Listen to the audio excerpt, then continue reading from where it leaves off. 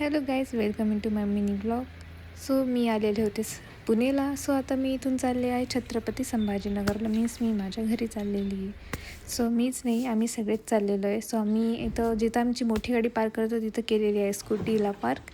And then हे आहेत आमचं लगेज, जे एवढं सारं आहे ते गाडीत बसतं की नाही, पण कसं तरी गाडीत बसून घेतलं. देन आता आम्ही निघालेलो आहे आमच्या सोसायटीतून बाहेर.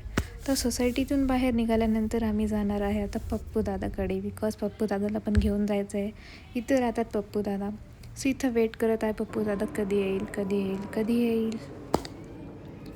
सो पप्पू दादा आलेला आहे आणि गाडीत पण बसलेला आहे.